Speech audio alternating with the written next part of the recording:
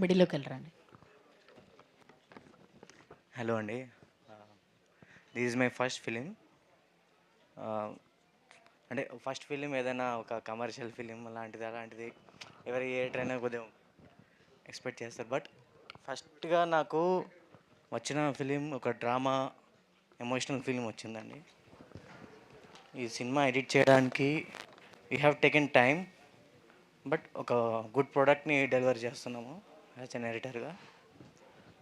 And yeah, Pramod Pramod బ్రోకి చాలా thanks, చాలా హెల్ప్ చేశారు నాకు.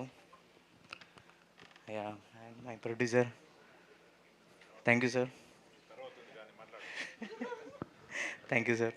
And Shiva garu bro, me performance ఈ సినిమాలో చాలా బాగా వచ్చిందండి.